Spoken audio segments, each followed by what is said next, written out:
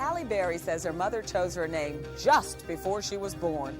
Mrs. Berry was in a Cleveland department store when it was time to rush to the hospital. No one in town had trouble pronouncing the little girl's name. It was the same as Halle Brothers Department Store.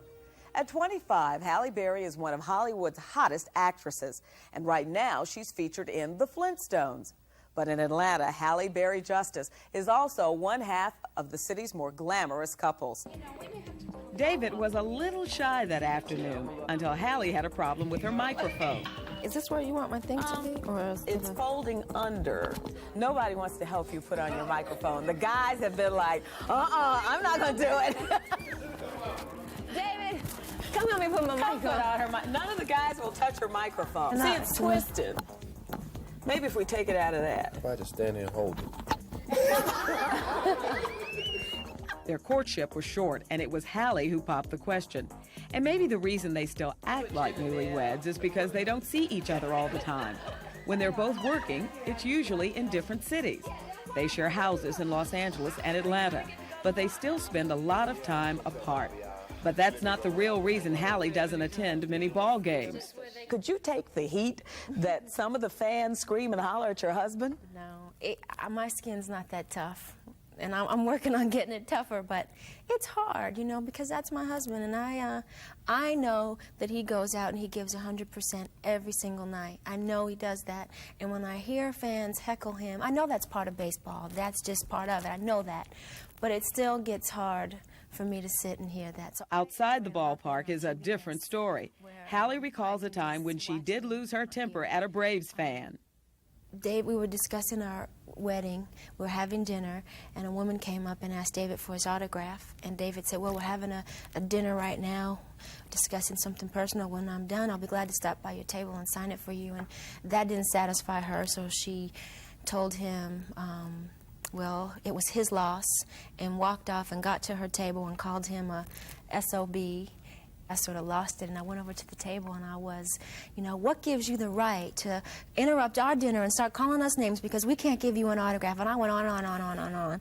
And then she dropped the N-word on me. Uh-oh. And that just, you know, made my head spin.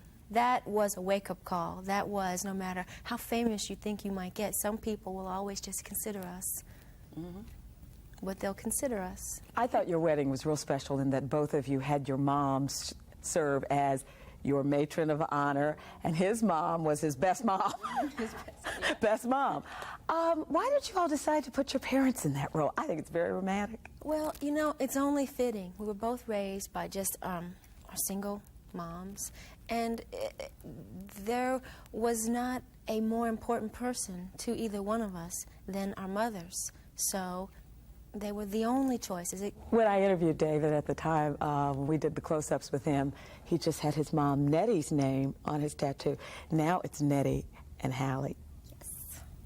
I'm on the arm. That must mean I'm a keeper. Because he's keeping his mom. So I must be a keeper, too. But I also understand you have a tattoo on your butt. Uh-oh. Is that true? I told you that. No, I'm not going to ask you to show it. The guys would love for me, too, but I'm not. Don't worry, David. David, don't worry, David. I'm not going to drop my pants. But is it a heart, or what is it? What is it, since we can't see it? Well, it's Garfield the cat. Because I was born August 14th, so I'm a Leo, and I really like what Garfield has to say, and his little sense of humor reminds me of me sometimes. So I have Garfield the cat, and then I have David's name, sort of like a half rainbow, over Garfield's head. When do you prefer to be called Mrs. David Justice? Always. I'll always take being called Mrs. David Justice. My marriage is first, and my legal name is Halle Berry Justice, but we also are individuals, and we've worked hard at our respective careers, and we want to keep that separate and not make our union a spectacle and use that union to perpetuate our careers. But marriage has changed Halle Berry, she says, even though her professional career is only 5 years old. She says she's willing to put it on hold to have children, and there are film roles she now would reject. Being married to David now, I wouldn't do a role like that. I don't want to do anything that will offend him or make him feel uncomfortable. Sure, there are going to be love scenes, but nothing that is sort of over the top, exploitive. I won't do. But when she wants a role, she goes after it. Viewers probably know her best for the lead in last year's miniseries, Queen. Halle paid her way to Hollywood to audition for the part in Alex Haley's final tale.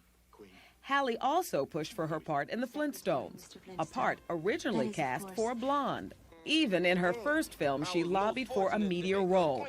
But the hurdle raised by director Spike Lee was not race. I went into audition, ironically enough, to play his wife, sort of the fluff character in the movie, in Jungle Fever. And after I read for the wife, I said, Spike, you think I could read for the crack addict? And he said, no. And I said, come on, just let me read. So he said, okay, if you want to read, go in the bathroom, wash off all your makeup, and then I can read you, but I can't read you looking like this. I said, all right. So I went and I did it, and I came back and I read for that part. And when I got that role, I got to really let my talent, I got to work from the inside out and not the outside in, which is how people thought I could only work. One of her assets was also a liability. Halle modeled before acting, and as a teenager, she won beauty pageants. Competition provided scholarship money, poise, confidence. It also provided a label. Yep, dumb. And talentless, and a gold digger, and willing to sleep your way to the top, stop at nothing. And I had to do, it took me probably 2 years dispelling that image of myself. What was your first performance as an actress, and how young were you? I mean, were you one of those kids who stood in the mirror and acted? Mm-hmm. My first big performance was about 8 years old.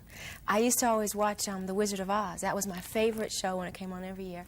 And this year, after the show went off, I went into the bathroom and shut the door and took my little dog. We had a little Toto-looking type dog. Took my dog in the bathroom, and I did every single line from the show to myself in the mirror. And then for like a month after that, I made all the kids at school call me Dorothy. And if they didn't call me Dorothy, I didn't answer. Halle was born in Cleveland, Ohio. Her father abandoned the family when she was 4. Her mother raised Halle and her sister Heidi by herself. Halle's father is black and her mother is white. Your maternal grandparents, they actually, I found it hard to believe, they disowned your mother when she married your father because he was a black man. Mm-hmm. Yep, they did. It didn't stay that way. They disowned her for probably 4 or 5 years. And then when they realized that my father was gone and never coming back, they took her back in, sort of. But then they still had a problem with her 2 little black kids. They still did, yeah. And I grew up knowing that, and that played on my self-esteem. You know, a lot of things like that played on my low self-esteem, I think, growing up sometimes. Choosing, did you ever feel you had to choose, and how did you choose whether to be called African-American, black, or white, or biracial? Well, I think, first let me say, having a white mother and a black father, on paper, yes, I am biracial. But I think choosing is something that I can only say I found necessary for me, because I found it being in the middle, being biracial, not black, not white, was the most uncomfortable place to be, because I wasn't accepted. There are not enough of us around to be accepted by. And I found myself identifying with the black community. I was accepted the most by the black community when it came down to it. But race fashioned only part of Halle's childhood. An absent father played another role. I didn't know what to expect from a man. I didn't have a father, a good, strong father image to show me how a man should treat a woman and how a man should treat his kids, and I didn't know. I think I did miss him not being there, and that's another reason I had bad relationships with men, because I didn't know how to be around men. Before her marriage last year, Halle dated other men, some who physically and mentally abused her. I understand you also wear a hearing aid, but you don't wear it very often because you lost 80% of your hearing when a former boyfriend hit you upside your head. Right. I never wear it. But, yeah. Why won't you wear it? I don't know. I'm too young to be wearing a hearing aid. Too vain. I don't know. I just won't. And it's not that bad. I can hear. It's not that bad. But it's also made you very open in terms of dealing with the problems of battered women. Mm-hmm. You didn't have to tell anybody about that. You could have kept that very quiet. Right. Why did you? I felt like it was important to say to other women that even though I'm doing what I'm doing and you think I'm leading this glamorous life, I've been just where you are, and I felt like I had some answers or maybe some sort of solution that I could share with them that might encourage them, or just hearing my story, and to see that even though I was hit and I did lose hearing, that now I found, you know, a wonderful, wonderful partner, that the same thing can happen for them, that they don't have to sell themselves short, they don't have to settle. But do you think a lot of that also, in a way, comes from the fact, I think, that when you are as pretty as you are, that it takes a long time to be comfortable with that prettiness? I wasn't always comfortable being me, and when people would tell me all the time, you're pretty, you're pretty, you're pretty, I didn't feel it. You know, and that is what was happening to me. I didn't feel pretty. I didn't feel worthwhile. But life is different now. Halle Berry credits a persevering mother, a caring school teacher, a loving husband, good friends, and her own determination for that difference. When you came to Hollywood, and since you've been there, have there been any African-American women who have kind of taken you under their wing or become friends and supported you? I would say Susan Taylor with Essence magazine has been a big supporter of mine, and she's a wonderful, wonderful woman. Best advice she ever gave you? To stay true to myself and to realize my own special gifts and know that I have some, and to be proud of who I am, and to never stop promoting myself and us as a people.